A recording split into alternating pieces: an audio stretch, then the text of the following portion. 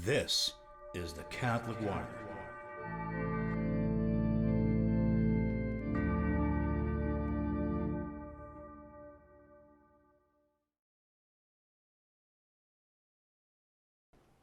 Today we're going to discuss the Syllabus of Errors. And before I go into that, I do want to repeat some of the things that we mentioned yesterday. Particularly, I'm not sure if I went into enough depth in this, but it's an important topic.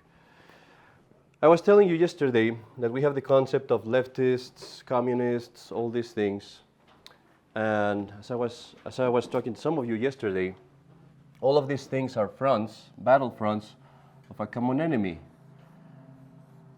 A lot of times, why is this important to notice? Because a lot of times we think our fight here in America is against communism or against socialism or even against Freemasonry. And there is always something above that. So we have communism, we have Freemasonry, we have LGBT, we have, what else, modernism, and all the other isms. But they're all stems, as I say, of a greater enemy, which really, as I said yesterday, remains unnamed. And we will call it, just for the sake of a reference, the revolution, which really should be referred to the Antichrist. Now here, many of us, or many people might have the impression of saying, that's taking it too far. I don't think we're quite there yet. These are all preparations for that, and they're all working under one agenda. To prove that historically, you cannot prove it through documents. It's very hard to get documents, for example, from Freemasonry, because precisely their strength is in not making documents. It's in communicating in such a way that no one can trace them. There are a few, but not many. So you cannot trace it through documents, but you trace it through the effects. In philosophy, they say if something sounds like a duck, if it moves like a duck, if it smells like a duck, if it feels like a duck, if it looks like a duck, what is it? It's a duck, right? It's kind of the same thing with Francis or with the modernist hierarchy. It's like if it sounds like a heretic, if it talks like a heretic, if it's acting like a heretic, it's a heretic. But here. This is actually in the Apocalypse. If you look at Revelation, okay, I'm going to go a little bit deeper than I expected, but let's go to the book of Daniel, Old Testament. In Daniel, he has a prophecy, several, but in one of the prophecies, he sees the succession of the kingdoms in the Old Testament. He sees, there's several prophecies, as I said, but one of them, he sees a beast, he sees a leopard, and then he sees a bear, and then he sees a wolf. And each one of these beasts represents the Roman Empire, the Greek Empire, and all of them. And so they succeed each other. St. John, and I need coffee too.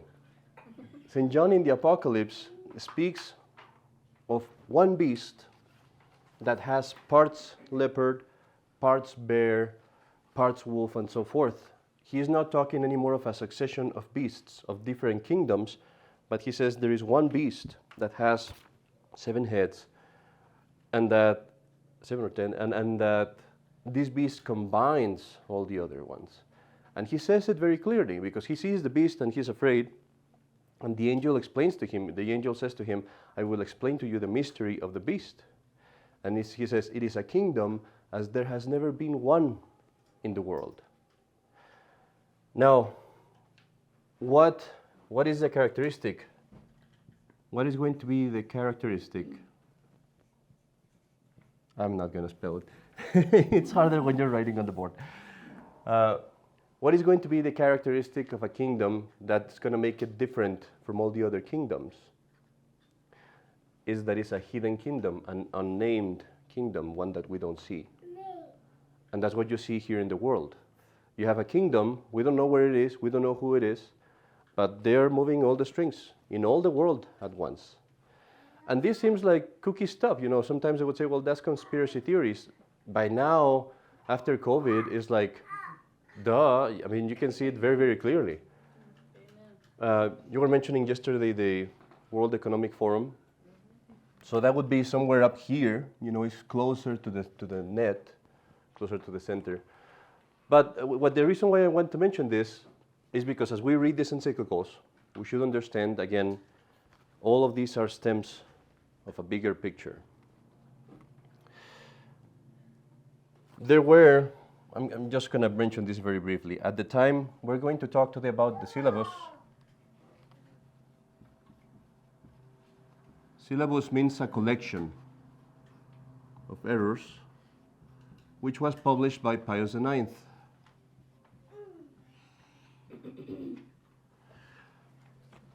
At the time of Pius IX, there were several movements that were kind of raising up their head. We talked yesterday about secularism, to make the state lay, to remove the religion from the state, to separate, quote unquote, church and state. The other one that was raising up the head was communism and socialism, which are basically the same thing. And then the revolutions by Freemasonry.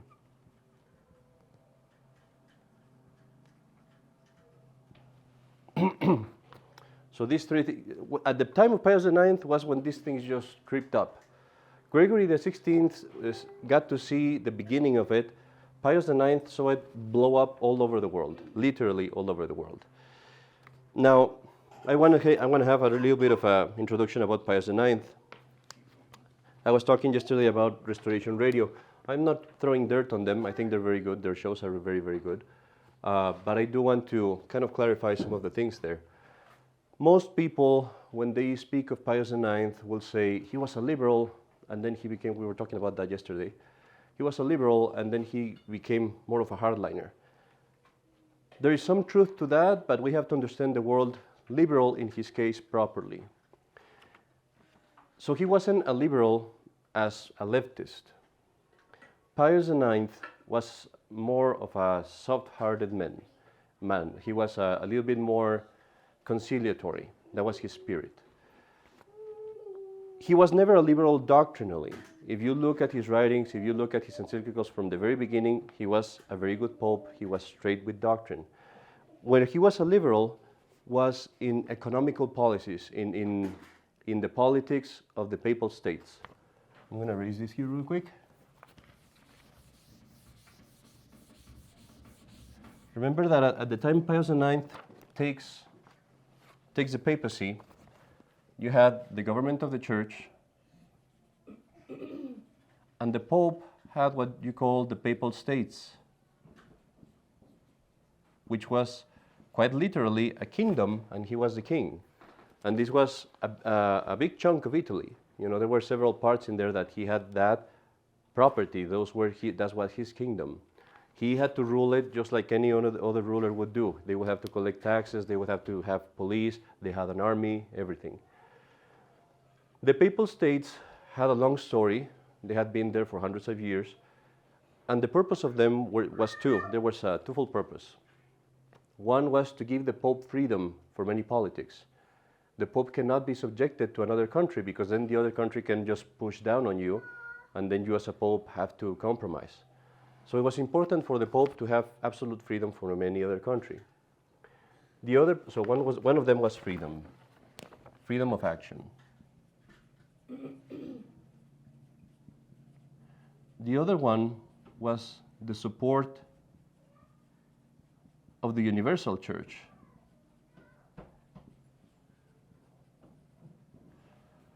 So with the income that would come from there, the Pope would be more able at least, to send missions, to support priests. Give you an example.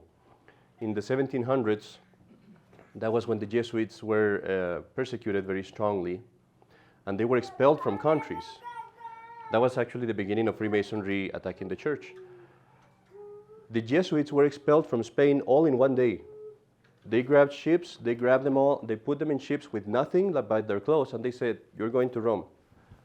And so imagine, just to give you an idea, imagine that the bishop is in Omaha, and that suddenly all the priests are expelled, and they go back to Omaha. we're talking about 30 priests. If you've been to Omaha, you know that'd be a chaos. Yeah, the bishop would be like, how do I feed these people? Where do I put them? Get beds for them. Imagine being a pope and getting 4,000 priests coming to you. So that was where this was very useful and necessary even. At the time of Pius IX, he's the one that loses them. He doesn't lose them, he's robbed of them. And it's at his time that the revolution hits Rome to the point of depriving the Pope of the Papal States. And that's where the beginning of the Peter's Pence comes from. The Peter's Pence is an alms that Catholics would send to the Pope. It started here because the Pope was literally left poor, and so Catholics would start sending to the Pope alms so that he could do stuff. So, what are the reasons why they call him liberal? To give you some examples. He was a bishop. When he was a bishop, there was the first revolution against the Papal States, and after the revolution was ended, he granted a pardon to all the people in his diocese. Obviously, that was with the benevolence of the Pope. So those kind of things say, well, he was liberal. Another reason why they would call him liberal is because, for example, Gregory XVI refused to have railroads. He called them cars of hell. And that was because for him, he was scared of all the stuff that was going on. So he was like, I don't want to have anything to do with this world right now.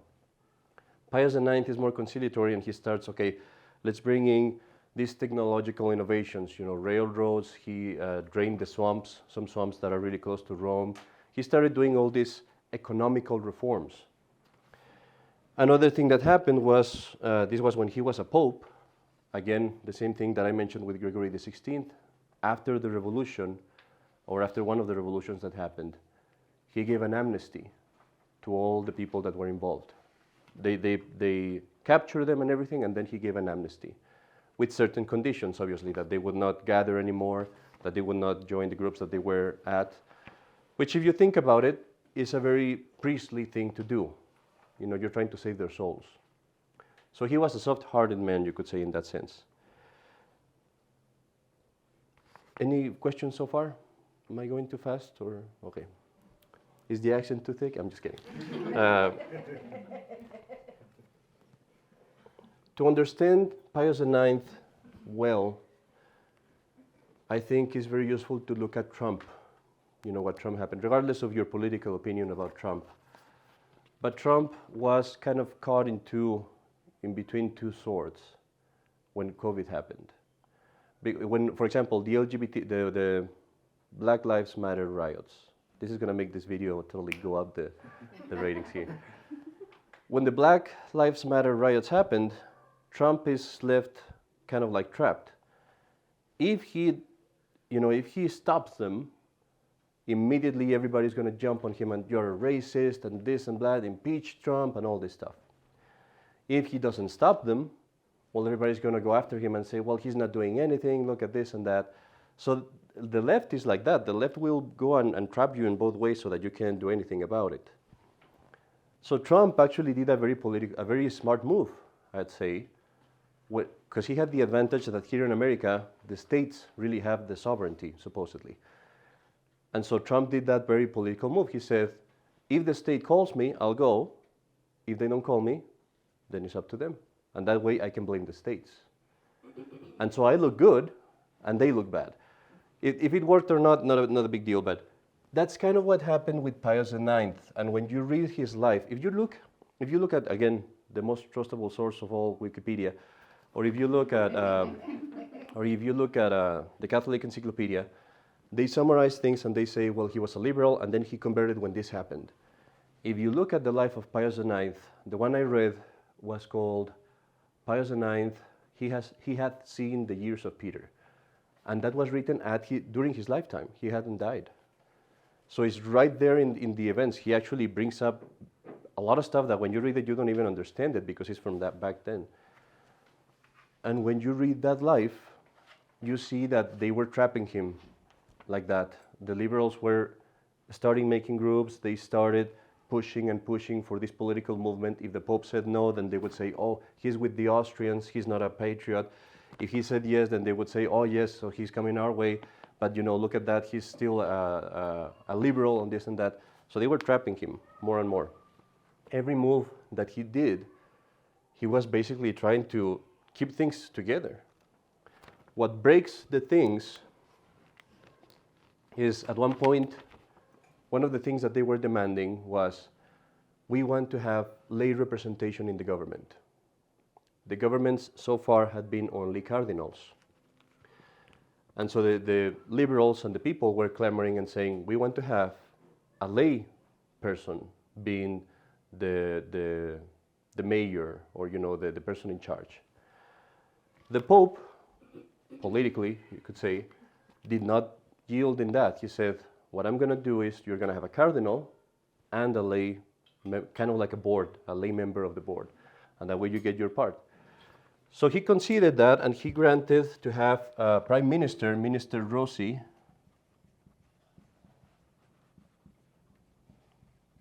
and one of the things that Pius IX very intelligently put in there, he said, I'm going to pick the people.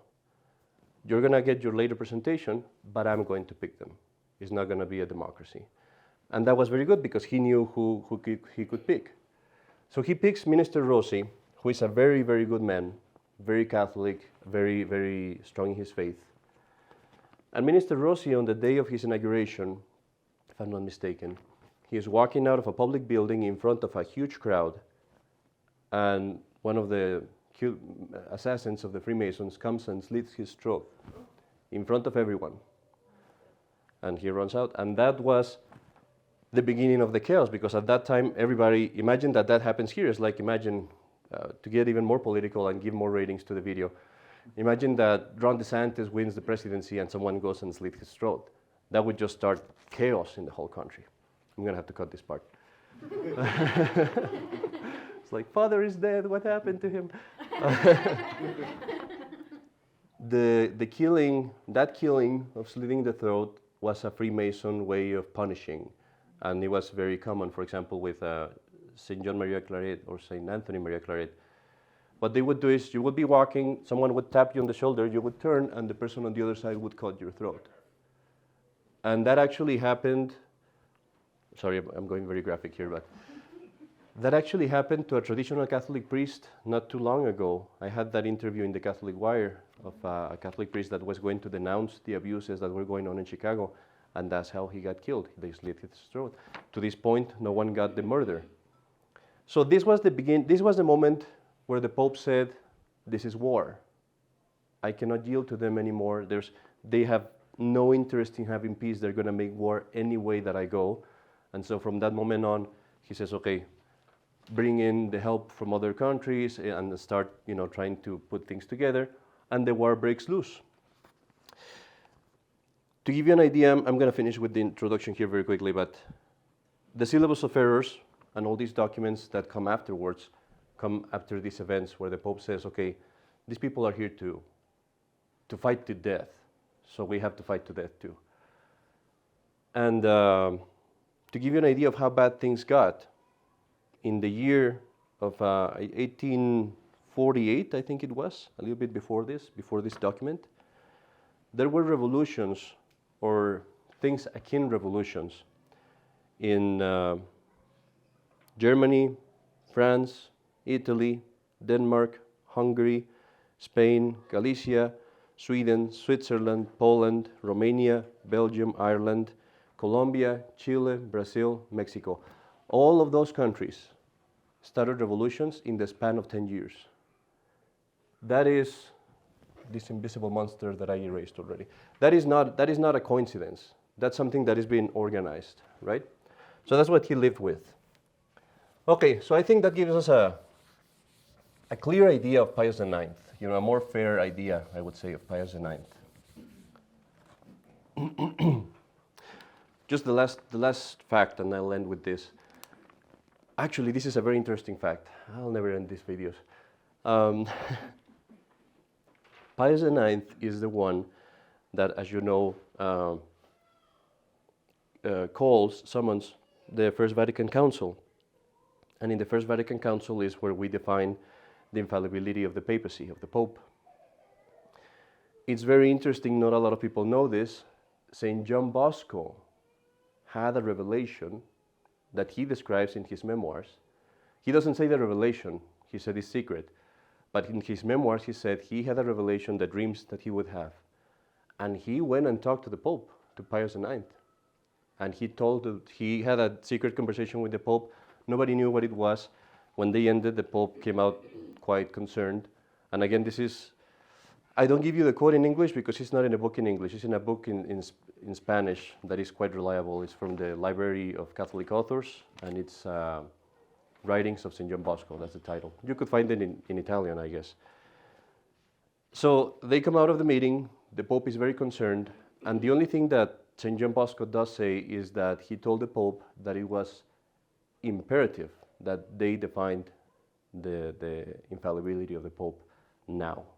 He says it's very important that right now, before anything passes, we have to define that there is an infallibility of the Pope. And that is, for us Catholics that are living in this age, that is super important to understand. When I was studying these encyclicals, as I was telling you yesterday, I was thinking to myself, why would God, because I had the mindset of the Pius X, why would God have the Pope define the infallibility right before the popes were going to do all these things, quote unquote? It's kind of like backwards. I mean, why would Providence tell that to the world and then right immediately the Pope is leading everyone to error? And when I started reading that about St. John Bosco, I realized that makes perfect sense. God wanted that it would be defined that the Pope has to be infallible, so that when we had these false people, we would be able to say they're not popes. Because otherwise, how would we know? How would we know? Because this is invisible over here. If we didn't have the definition of infallibility,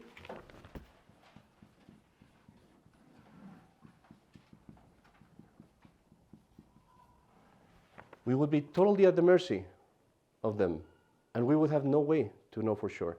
But because we know this is of faith, it's of faith, I cannot deny it. Then this forces me, this is a fact that I cannot move. So the other fact that I have to move is the other one. This must not be a pope. That's just an interesting fact there.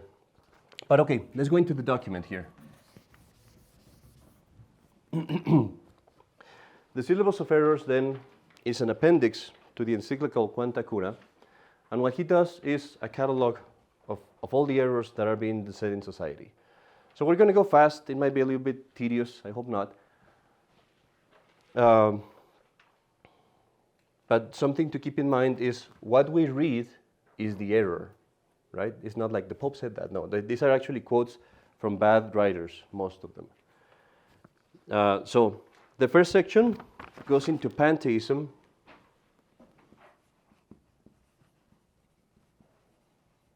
and rationalism and naturalism. Pantheism comes from pan, which means everything or all, and theos, which is God. And what that means basically is that everything is God. So for example, for pantheists, the universe itself is God. And God is kind of like in everywhere, not in the way that Christians believe. We believe that God is everywhere in His power, because He created, because He sustains the things. But I don't believe that this here is a part of God, or part of the essence of God. Pantheism would say this is part of the essence of God. And this is very much tied to what we see now with Hinduism, Buddhism, I think that's how you spell it, and yoga, which is a lot of the Eastern philosophies and stuff like that have this stuff. I'll be honest, I'm not familiar with yoga very much. I wouldn't be able to really quote anything from it, but that's at least what I've heard. So in this one, at least I'm not sure, and I say that honestly. These two, definitely, in the different ramifications that they have a lot of pantheism. So let's read what the errors are. The first one: there is no supreme, all-wise, all-provident divine being distinct from the universe. God is identical with the nature of things and is therefore subject to changes. In effect, God is produced in man and in the world, and all things are God, and have the very substance of God. And God is one and the same thing with the world, and therefore spirit with matter, necessity with liberty, good with evil, justice and injustice. The yin-yang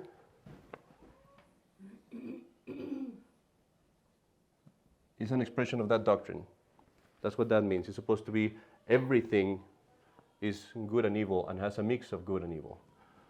So, just for your, I just ruined the life for you if you like that symbol, but okay. The next one. All action of God upon man and the world is to be denied, meaning there's no God, no personal God acting. Everything is just the universe acting itself. Human reason, without any reference whatsoever to God, is the sole arbiter of truth and falsehood and of good and evil. It is law to itself and suffices, by its natural force, to secure the welfare of men and of nations. Notice this one and the next one. The next three, I should say. All the truths of religion proceed from the innate strength of human reason. Hence, reason is the ultimate standard by which man can and ought to arrive at the knowledge of all truths of every kind. Divine revelation is imperfect, and therefore subject to a continual and indefinite progress, corresponding with the advancement of human reason.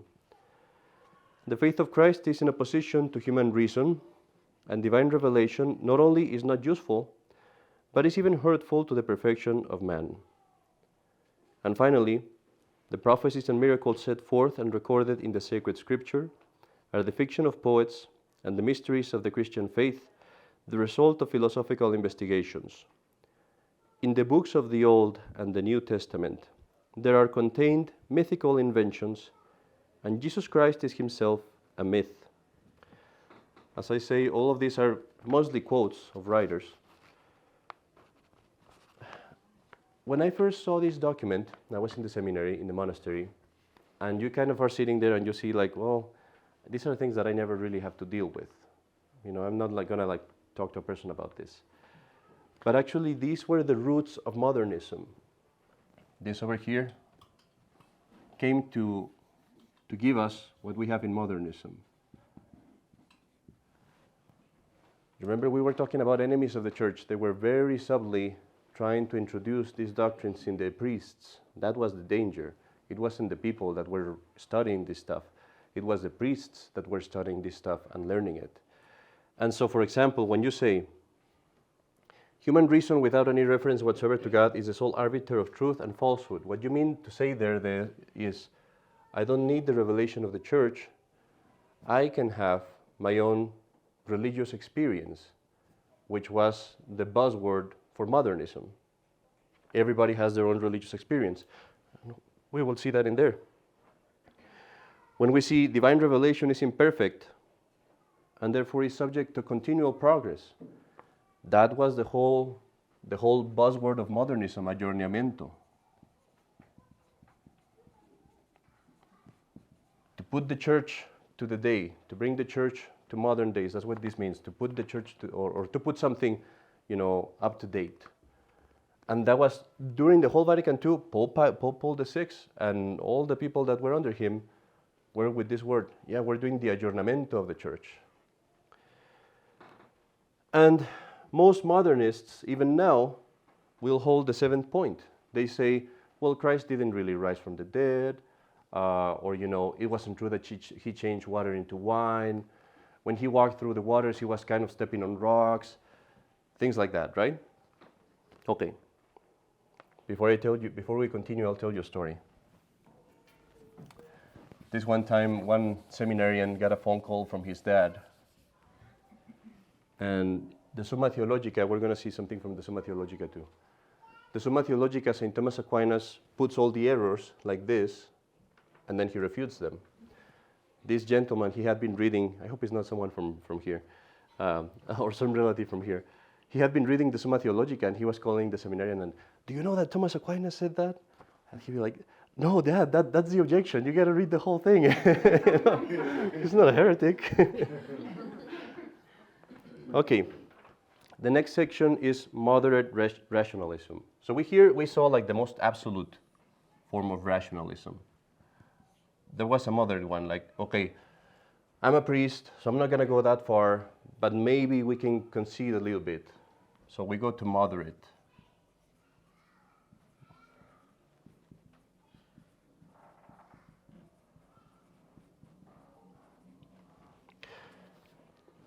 First error. As human reason is placed on a level with religion itself, so theological must be treated in the same manner as philosophical sciences. All the dogmas of the Christian religion are indiscriminately the object of natural science or philosophy and human reason. And so they are enlightened solely in an historical way, the human reason, enlightened solely in a historical way, is able by its own natural strength and principles to attain to the true science of even the most abstruse dogmas, provided only that such dogmas be proposed to reason itself as its object. All of this, I won't read all of them, but I'll read just a few. You can read it if you want to. Number 11, the Church not only ought never to pass judgment on philosophy, meaning science as well, but ought to tolerate the errors of philosophy, leaving it to correct itself. The next one, the decrees of the Apostolic See and of the Roman congregations impede the true progress of science. Another one, the method and principles by which the old scholastic doctors cultivated theology are no longer suitable to the demands of our times and to the progress of the sciences. Okay, just really quickly, to understand this, again, how does this touch our lives? Society at that time was Catholic. So they were trying to introduce these things in school, as I said, very slowly, but they were trying to introduce them through philosophy. So they were saying, okay, we're not touching theology, we're not touching you guys, but we want to explore philosophy here. And the popes would always condemn errors. They would always say, wait, that you're saying is an error, you can't teach that. This book over here has error, you can't promote that. And so they started fighting against that, saying, no, you have to leave us alone because this is not religion. This over here doesn't touch religion. Again, separation of church and state, right? And they wanted to have that freedom. So the Pope says, no, actually, this is subject to religion, and we also can condemn errors in that. And there is no freedom of science or philosophy. Religion actually has to moderate that. And notice this is very important because you'll have Catholics that say this. You'll have Catholics that say that sometimes the decrees of the popes or the decisions of the popes impeded the true progress of science. It's a heresy. This here, all these things are condemned under anathema.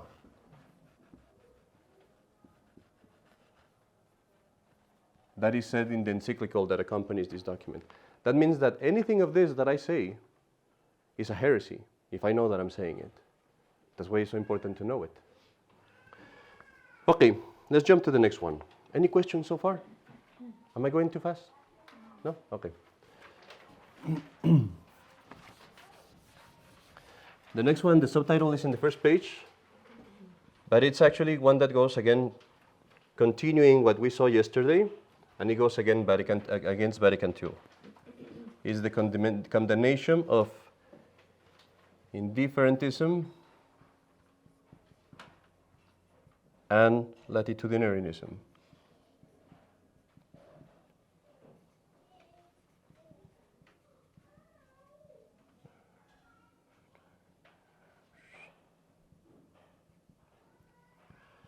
We saw this yesterday. What is this? Latitudinarianism. Did I spell it right?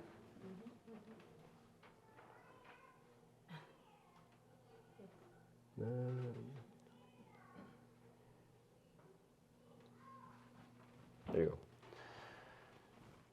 What that means is I'm putting the Catholic Church. Oh, that was supposed to be a Catholic church. Okay, that was a bad architect right there. Okay, I put the Catholic Church at the same level that Luther or Calvin or whatever. The difference is this refers to all religions. Here I'm saying it doesn't matter what religion you practice. Latitudinarianism was a movement very much like the ecumenical movement, where they were trying to say every Christian sect works for you. And so there's, the thing that we've heard a ton of times, Christianity really is us. There is only one Christianity. There's no such thing as Christian denominations. It's Catholic equals Christian, and all the other ones are false religions and false sects. And that's how it should be. We can call them Christians, for the sake of convenience, because that's how we talk. But, at least we should understand and explain it to people sometimes. There can only be one Christianity, because you either believe everything that Christ taught, or you don't believe anything. If you deny one thing that Christ taught, then you are not a Christian. And that's something that we should all know. Okay, let's look at the condemnations. I need here, I need the voice of David so that he could read it for us with his deep voice. Every man is free. Look at this one. This is straight the opposite quote of Vatican II. Every man is free to embrace and profess that religion, which, guided by the light of reason, he shall consider true. Anathema, heresy. There is a whole document in Vatican II aimed at teaching exactly this. A heresy. The next error. Man may, in the observance of any religion whatever, find the way of eternal salvation and arrive at eternal salvation.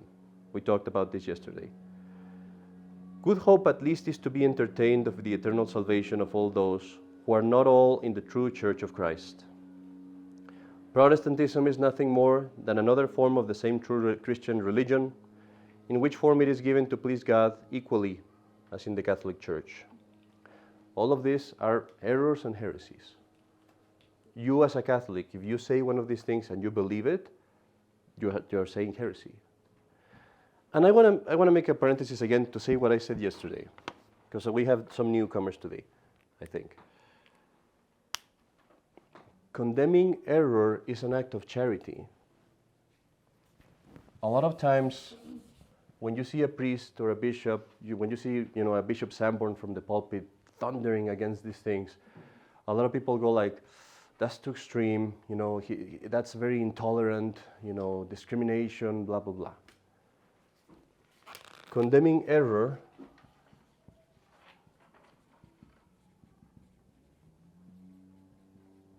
is an act of kindness.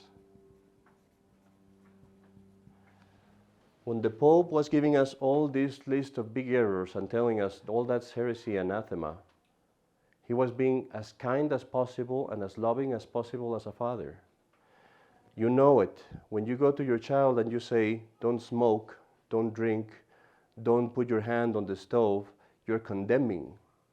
You're saying, I condemn you putting the hand in the stove. I condemn you smoking. I condemn you drinking. Why do you do that? Because I love you and I care about you. If you're not a loving or a caring father, or if you haven't been taught well about it, you won't tell them anything. But the more loving and caring that you are, the more that you're going to condemn error. That means warning. And I always give that example, and I said it before. It's kind of like if can we pass this, Silly, please? If I see someone and the bus is going to run him over, and I'm yelling at him, telling him, get out of there, get out of there, get out of there, and he's not moving, I'm making an act of charity. And if I go and I push him to the side, and he hurts himself and he breaks his arm, even if he's really mad at me, and he says like, what are you doing? I did an act of charity. The guy on the side of me that is saying, oh, you're fine, that is your world, it's your opinion, you're free to think whatever you want. If you like it there, stay there, it's your personality, it's your identity, you found your identity. He is not being charitable. The charitable one is the intolerant one. So that we should remember this when we see these documents of the papacy. It's an act of love, an immense act of love. And when we see a Pope Francis, quote unquote, saying, it's okay if you're divorced, it's okay if you're homosexual, it's okay if you're in other religions. This is literally a man that is telling people, you're going to hell and I don't care. And it's okay. And it gives you the goosebumps when you think about it. That is the truth. This document that I just passed you goes regarding to this. Okay. Yesterday we were talking about how Gregory XVI condemns indifferentism. Pius IX, in another encyclical, gives us this is the one that I was telling you yesterday about. He explains it a little bit further, so we're going to read it. He says, "Here, beloved sons and venerable brothers, we should mention again and censure a very grave error in which some Catholics are unhappily engaged, who believe that men living in error and separated from the true faith and from Catholic unity can attain eternal life. Indeed, this is certainly quite contrary to the Catholic teaching. It is known to us and to you that they who labor," and this is the important part, the one that I wanted to bring about today. He's talking against Fineism, against the idea that you absolutely have to be baptized in water. He says, "It is known to us and to you that they who labor in invincible ignorance, those who don't know better, of our most holy religion, and who zealously keeping the natural law and its precepts engraved in the hearts of all by God, and being ready to obey God, live an honest and upright life, can by the operating power of divine light and grace attain eternal life, since God, who clearly beholds, searches, and knows the minds, souls, thoughts, and habits of all men, because of his great goodness and mercy, will by no means suffer anyone to be punished with eternal torment who has not the guilt of deliberate sin." What he's saying there is, it is possible, as I said yesterday, it is possible that someone who is in ignorance of the faith, who doesn't know better, and he's trying to keep the commandments, it is possible for that person to be saved, as I said yesterday, not because of the false faith, in spite of the false faith, and not outside of the church, but belonging to the church in desire. Now, this is a thing that is very difficult to happen. It's true. It's almost impossible that it happens. But what he's saying is, if that were to happen, of course God's not going to judge that person as if they knew, because they don't know. But the Catholic dogma that no one can be saved outside the Catholic Church is well known. He goes back to that. And also that those who are obstinate toward the authority and definitions of the same Church, and who persistently separate themselves from the unity of the Church and from the Roman Pontiff, the successor of Peter, to whom the guardianship of the vine has been entrusted by the Savior, cannot obtain eternal salvation. I'll go into that in a moment. But God forbid that the sons of the Catholic Church ever in any way be hostile to those who are not joined with us in the same bonds of faith and love. But rather, notice the difference here between Vatican II and a true Pope. Because Vatican II says, yeah, you got to be nice and kind and everything, and leave them there. And he says here, far from them to be hostile to them, rather they should always be zealous to seek them out and aid them, whether poor or sick, or afflicted with any other burdens, with all the offices of Christian charity, and they should especially endeavor to snatch them from the darkness of error in which they unhappily lie, and lead them back to Catholic truth, and to the most loving Mother, the Church. That is the big difference. You see that, the big difference with Vatican II. I think I touched enough yesterday on the whole issue with Fineism. I believe so, but we can talk about it more today, maybe later. And going to the part of the unity of the Church and the Roman Pontiff. Notice this. Those who are obstinate toward the authority and definitions of the same Church, and who persistently separate themselves from the unity of the Church. Going back to what I was telling you before, I just want to touch it very briefly again today. Where did I leave this? I hope I'm not, I stopped saying that, okay. So we have Sedevacantism. And this is a topic that we have to tackle it with great courage, because we're telling the truth here. And so that's why all these things have to be addressed. We have Sedevacantism, and then we have Recognize and Resist. We'll just say an R&R. And they say, we're schismatic. They say, oh, these guys are schismatic. We are with the Pope.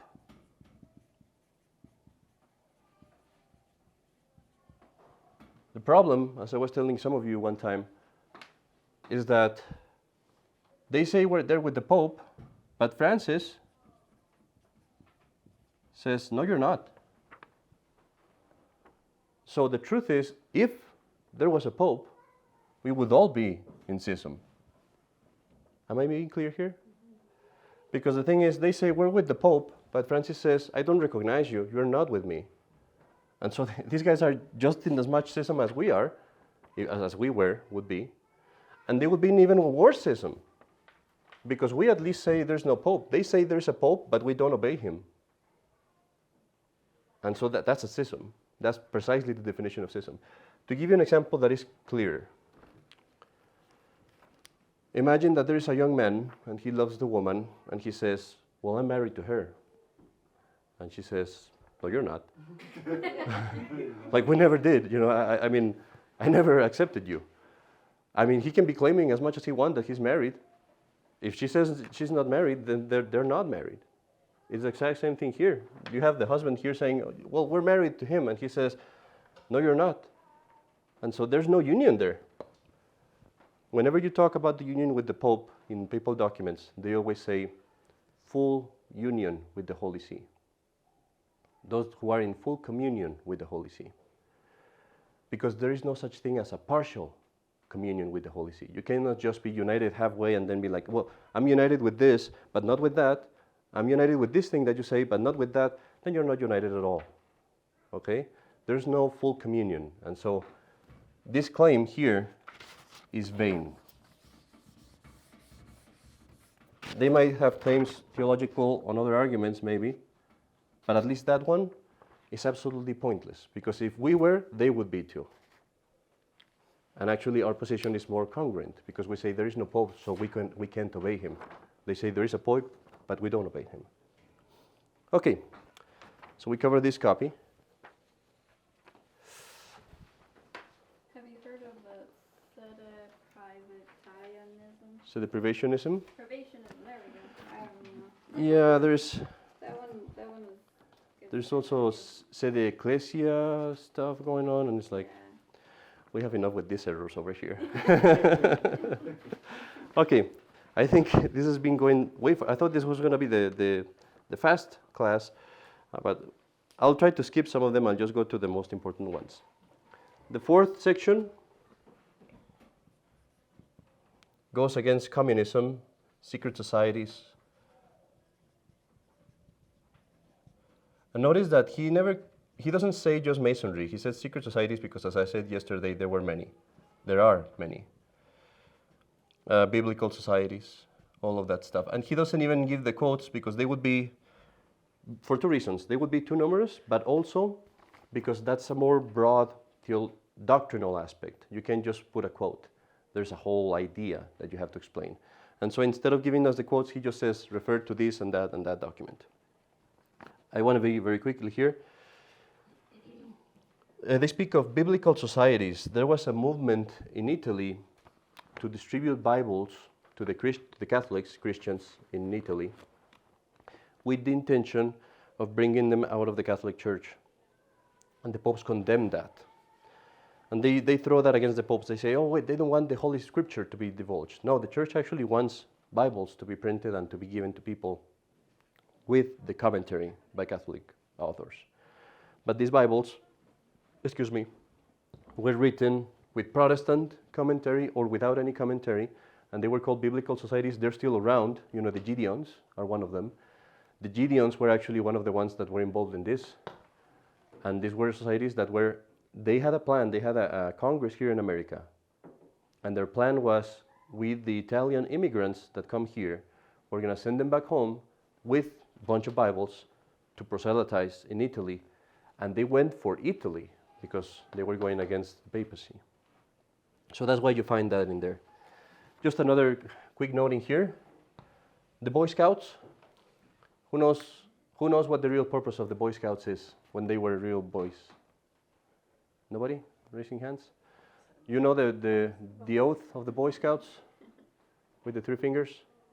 Well, when I was little, I read a book that was like all introduction to the Boy Scouts. The Boy Scouts, it's Freemasonry in miniature. It's amazing how obvious it is. They have the oath of the Boy Scouts, where they oath to keep secrecy and not to keep secrecy, but to be loyal to their group and above any creed, above any nation, above anything. It's like my loyalty is not to my faith, it's here to my group.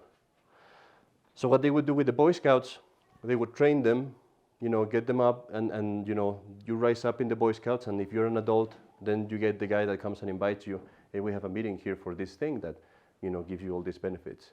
And so that's why they would be introduced in Masonry. So something interesting to know there.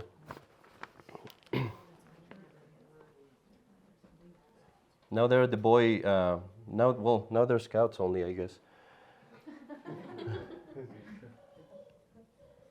They're the Scouts it. Errors concerning the church. Okay, we'll try to go as fast as possible. Here we see basically it's a condemnation of all the errors that we commented yesterday about the separation of the church and state. Let's go to number 21. The church has not the power of defining dogmatically that the religion of the Catholic Church is the only true religion. How many times you've heard people saying, well, how do you know that your truth is the truth? And how do you know this and that? And some Catholics will say, well, yeah, I don't know if my religion is a true one, but it's my opinion. No, he's saying that's wrong. We, the Catholic Church rather, has the power of defining and saying this is a true religion because it's the only one made by God. Oh, 22 is a good one. This is actually said explicitly in the, as far as I know, correct me if I'm wrong, but I've heard this at least from priests in the SSPX. The obligation by which Catholic teachers and authors are strictly bound is confined to those things only which are proposed to universal belief as dogmas of faith by the infallible judgment of the Church. Boom. When I read this, I was like, I can't believe it's here. It's so explicit. Because how many times you read it? I mean, look at the websites of tradition. How many times do you hear, it wasn't ex cathedra, it wasn't ex cathedra, so it's not bounding because it wasn't ex cathedra. Syllabus of Errors, number 22, part 5. The obligation by which Catholic teachers and authors are strictly bound is confined to those things only which are proposed to universal belief as dogmas of faith by the infallible judgment of the Church is anathema. It's an error. You cannot hold that. That is huge. You can read all the other ones, but basically all of those errors were attacking what I was telling you yesterday, the right of the Church to possess, to have property, to be a civil authority, to be a society in itself.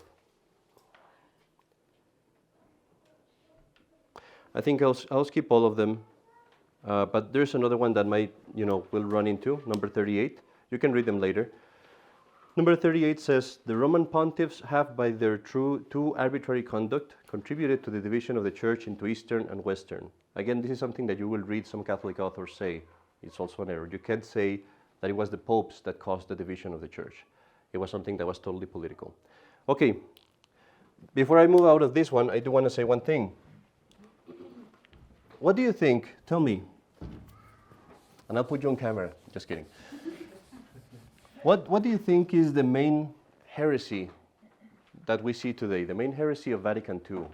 What do you think is attacking? Is it attacking the divinity of our Lord, our Blessed Mother, the Holy Sacrament, the Mass, the Church? What do you think is the main point of attack?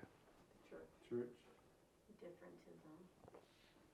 The Church. You cheated because I talked to you about it before, I think. I'm kidding. Is the Church.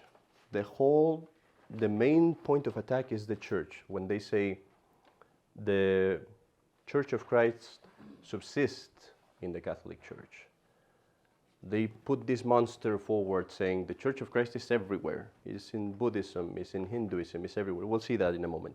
That is the main thing. So this actually is very, very important. And why does the devil attack the Church? Because if you attack the Church, you attack everything. Okay, if I go for the divinity of Christ, the Church can come back and say, no, that's an error. If I go for the maternity of our Blessed Mother, the Church can come back and say that's an error. If I go against marriage, the Church can come back and say that's an error. So what do? I attack the church. And if I get that, then no one can condemn me, and I can bring everything inside that I want. It's the beast with the 7 heads. Okay, 6.1. Errors about civil society.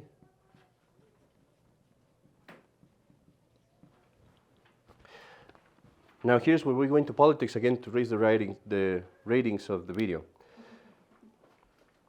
This is very, very significant for our day and age when the state is telling us, I can tell you not to work, I can tell you not to get married to, or I can say who can get married to who, I can tell you not to have children, and things like that. The state error, the first error, the state as being the origin and source of all rights is endowed with a certain right not circumscribed by any limits, so the state can do anything. Error. Next one. The teaching of the Catholic Church is hostile to the well-being and interests of society. That's an error. The civil government, even when in the hands of an infidel, has a right to an indirect negative power over religious affairs. It therefore possesses not only the right, called that of exequatur, but also that of appeal. This is more relevant to those times, but also to our day when the government comes and tells you, you can't have mass, or you can't have this or that, and the Pope is saying they don't have that right. That's not right. I'll make a clarification here. Does that mean that we should just go ahead and disobey? Well, no, because even if they don't have the right, sometimes we don't want to get in trouble just because we want to fight for the better good, right? With COVID, for example, in Omaha, we complied. We complied to some of the things, some of them, I mean all of them. Another part that'll have to be cut. We complied as much as we could to the government because, why? Because it's not worth it to have the whole church closed and put all the priests in prison for this. You know, I mean, a time will come where, yes, we might have to go and totally say, forget about it. But as long as we can keep the peace, we keep it, even if they don't have the right to do it, because we are fighting for the better good. Okay. Let's go to number 44 and 45. 45 is really good. The civil authority, 44, may interfere in matters relating to religion, morality, and spiritual government, for example, marriage. Hence, it can pass judgment on the instructions issued for the guidance of consciences, conformably with their mission by the pastors of the Church. Further, it has the right to make enactments regarding the administration of the divine sacraments and the dispositions necessary for receiving them. When I read this, first time 10 years ago, I thought like, that's like 200 years ago, you know, we never see that anymore. Lo and behold, in France, there was a movement recently to force the priests to accuse someone. So if someone comes and confesses to you that they did child abuse, you have to go and tell the government. I'm not sure how it ended. I think they actually did make the law where the priest has to do that. For the people in the world, it sounds really nice. For us Catholics, we know how terrible that is because you're breaking the seal of confession, and that's not the purpose of that. It's happening. This error that he wrote 200 years ago, a little bit less, it's happening right now. And 45. The entire government of public schools in which the youth of a Christian state is educated, except to a certain extent in the case of episcopal seminaries, to a certain extent, may and ought to appertain to the civil power, meaning all the public schools have to be under the government and belong to it, so far that no other authority whatsoever shall be recognized as having any right to interfere in the discipline of the schools, the arrangement of the studies, the conferring of degrees in the choice or approval of the teachers. This was the beginning of the war that we're seeing today. There is a commentator that I listened to that he says we should not call them public schools. We should call them government schools, because that's what they are. Public schools would be a school where everybody can go, where everybody's being taught properly or whatever. These are not public schools. These are government schools. You're being taught by the government. And that's a good distinction to make. 47, that's another very good one. Actually, all these ones are very good. Well, it's the Pope, right?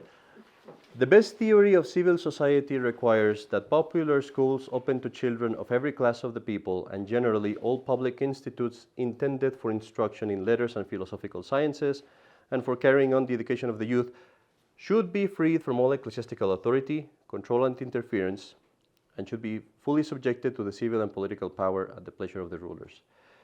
He put some of them that seem redundant because he's condemning different authors that said the same thing. In this case, he was condemning Congress that was made in Freiburg. 48. Catholics may approve, this is the one that a lot of people don't know. Catholics may approve of the system of educating youth unconnected with Catholic faith and the power of the Church, and which regards the knowledge of merely natural things, and only, or at least primarily, the ends of earthly social life. What is he saying here? He's saying, if I as a Catholic, if I say, it's okay if they don't teach religion in school, condemned by the Church. There has to be religion in school. And that makes perfect sense, because you cannot separate it. Do you need a break? Raise your hands if you need a break. No? I'm hoping we're almost done.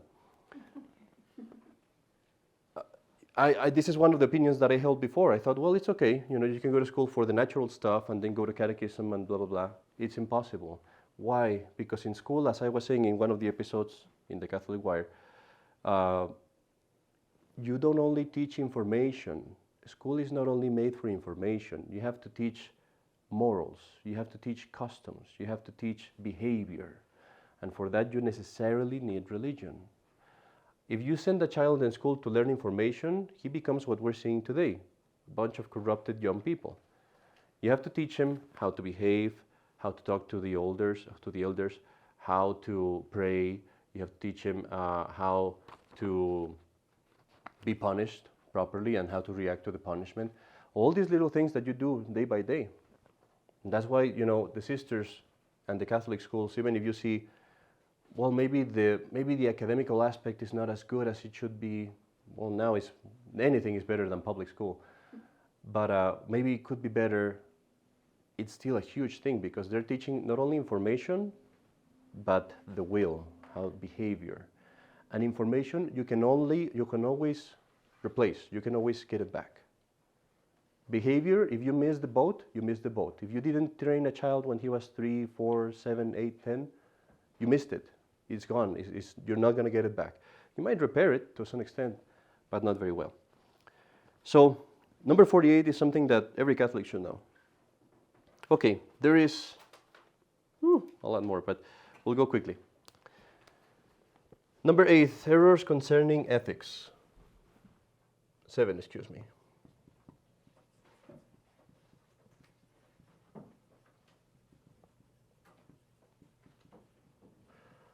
I'm just going to see the classes diminishing and diminishing. By Friday, there's going to be like one person here. They really sacrifice one.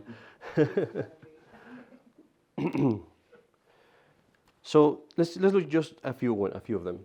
Moral laws do not stand in need of the divine sanction, and it is not all necessary that human laws should be made conformable to the laws of nature and receive their power of binding from God. Condemned.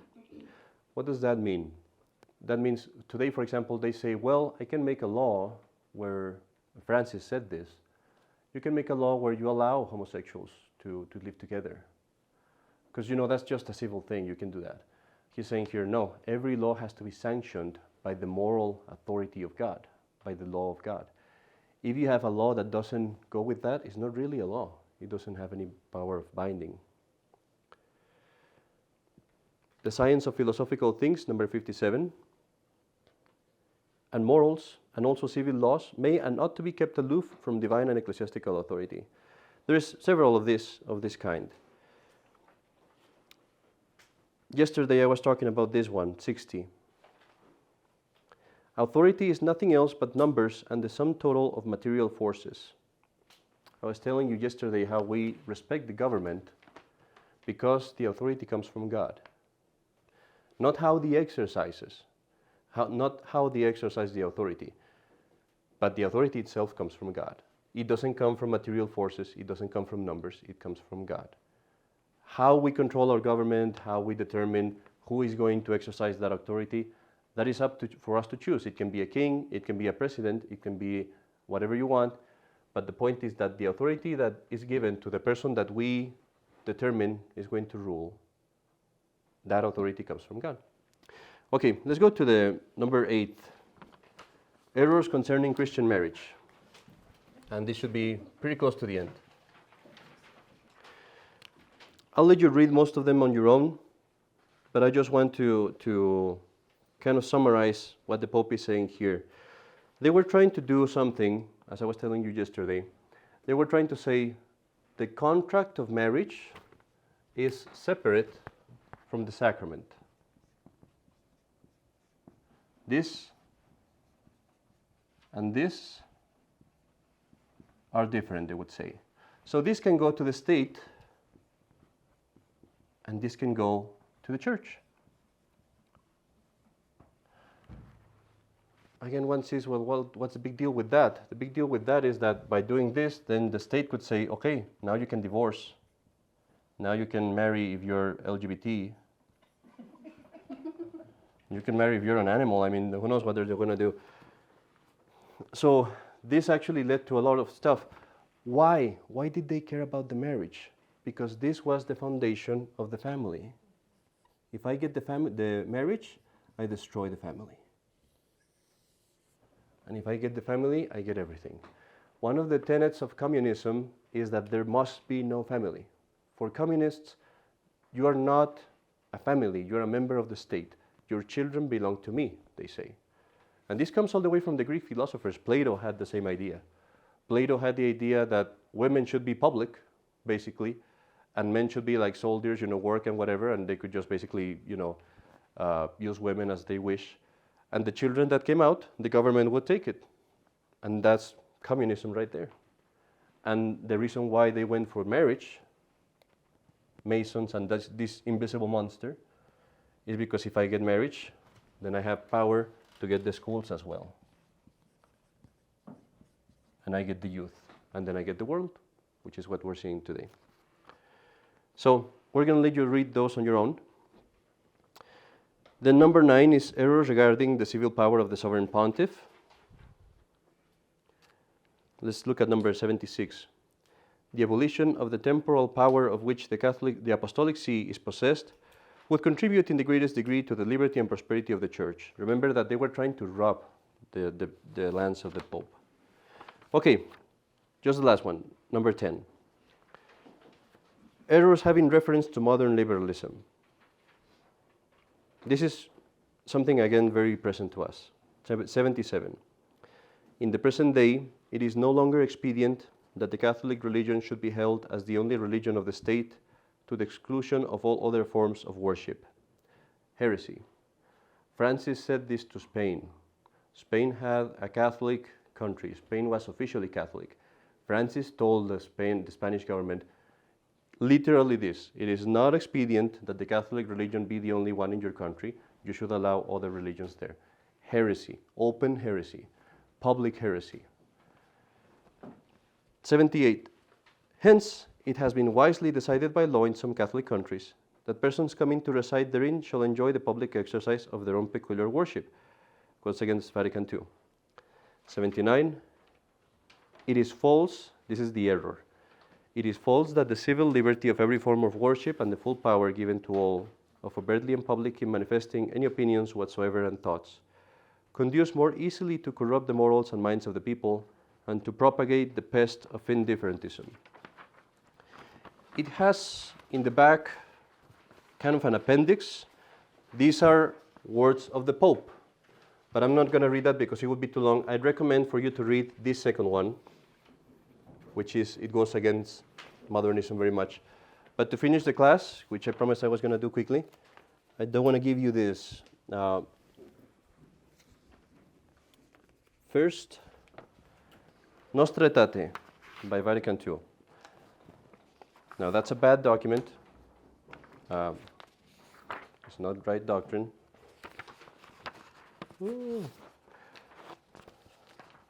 But you'll see here the big contradiction with the one that we just saw. Let's go to the third paragraph really quickly. Men expect from the various religions answers to the unsolved riddles of the human condition, which today, even as in former times, deeply stir the hearts of men. What is man, etc., etc. What finally is the ultimate inexpressible mystery, which encompasses our existence? Whence do we come and where are we going? From ancient times down to the present, there is found among various peoples a certain perception of that hidden power which hovers over the course of things and over the events of human history. Words. Look at the, compare this with what we just read, very clear words, and this is like blah, blah, blah. Let's go to the previous to the last paragraph, which is the most outrageous one probably. Religions, however, that are bound up with an advanced culture have struggled to answer the same questions by means of more refined concepts and a more developed language. Thus, in Hinduism, here's the outrageous part. We just saw that this is an error. Pantheism, Hinduism. In Hinduism, men contemplate the divine mystery. Which divine mystery? Of who? Do they talk about the Trinity or anything? And express it through an inexhaustible abundance of myths. They express the divine mystery through an inexhaustible abundance of myths. Okay. And through searching philosophical inquiry. They seek freedom from the anguish of our human condition, either through ascetical practices or profound meditation, or a flight to God with love and trust. Buddhism, again, pantheism, Buddhism, in its various forms, realizes the radical insufficiency of this changeable world. It teaches a way by which men, in a devout and confident spirit, may be able either to acquire the state of perfect liberation. Can you attain perfect liberation outside of the Catholic faith? That's what they're saying here. Or attain by their own efforts or through higher help supreme illumination. Again, can we reach supreme illumination without God? That's the question, and they're saying that here, they're saying yes. Likewise, other religions found everywhere try to counter the restlessness of the human heart, each in its own manner, by proposing ways comprising teachings, rules of life, sacred rites. Sacred rites. The Catholic Church rejects nothing that is true and holy in these religions. She regards with sincere reverence those ways of conduct and of life, those precepts and teachings, which, though differing in many aspects from the ones she holds and sets forth, nonetheless often reflect a ray of that truth which enlightens all men. Indeed, she proclaims and ever must proclaim Christ, the way, the truth, and the life, in whom men may find the fullness of religious life, in whom God has reconciled all things to himself. Let's go to the next page and see the first paragraph. The Church regards with esteem also the Muslims. They adore the one God. Here's a big problem. So who is adoring the right God? Because we adore a Trinity, they say there is no Trinity. But here they're telling us, no, they adore the one God. Living and subsisting in himself, merciful and all-powerful, the creator of heaven and earth, who has spoken to man, they take pains to submit wholeheartedly to even his inscrutable decrees, just as Abraham, with whom the faith of Islam takes pleasure in linking himself, submitted to God. Though they do not acknowledge Jesus as God. So they adore the one God. 3 lines later, they do not acknowledge Jesus as God. They also honor Mary, his Virgin Mother. At times they even call her on her with devotion. So you will see, they give you like the poison, and then they say, oh, but good things, good Catholic things here. Here's the poison, here's the candy. So, and I say this, I want to be clear here. I'll finish, I promise. But I want to be clear here in this. I say this with pain. I'm not being sarcastic. I'm not being cheerful about it or joyful. This is a horrible thing, okay? And I say that with the respect that is due to the Church. That cannot be the Church. I cannot believe that's the Pope and the Church telling me that, because that is filth. That is heresy. That is apostasy. It goes beyond heresy. When you say that someone adores the true God, but they don't adore Jesus Christ, it's apostasy, what you're proclaiming there. How that got in there, that's a different question. I'll finish the class, and I'll just give you one last paper, and I promise we won't read anything from it. Can we pass this around? And this too. Those two go together. Okay, just to finish the class today. Yesterday, we talked about Fineism today. We talked about Fineism yesterday. Fineism, reminder, is the error of the people that say there is no baptism of desire.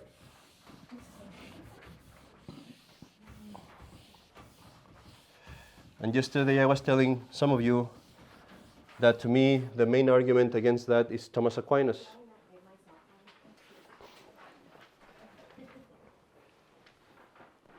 Thomas Aquinas teaches explicitly, he says, there is three kinds of baptism: baptism of blood, baptism of water, baptism of desire. What you have there, the copy that is in English, is the translation of this part over here. So this is the scan of the Summa Theologica, copy from 1888, and you see there in Latin, utro convenienter describantur tria baptismata. He's saying, is it convenient, is it proper to say there is three baptisms? And he gives a bunch of objections. He says, exactly the thing that the Finiites say. He says, I'm going to have to translate from the Latin here. He says that, St. Paul tells us there is unus fides, unum baptisma, therefore there is only one faith, there can only be one baptism. He gives us all the arguments that the Finiites say, and then he says, but that's wrong. And then he says, okay, this and this and that, and he explains why there is three forms of baptism. There's one baptism, but there is three forms that give you that grace of baptism. So keep this, if you ever have to fight, or not fight, if you ever have to argue or talk to someone that is a Finiite, you pull this copy and you say, this is important, because they'll say, oh, that's adulterated, that's from a website. So you say, no, here's the real copy. And you can find an older Summa Theologica, and you'll find it there too. So that's a good argument to have. Any questions? No? I'm sorry if I got pretty long today. My bad. But it'll be shorter maybe someday. No, it's all good stuff. Thank you, Father. Thank you. Thank you for listening to the Catholic Wire. If you have found this show helpful, please say a prayer for all our collaborators. Don't forget to subscribe to our channels and share with your friends. For questions and comments, you may contact us at thecatholicwire.org.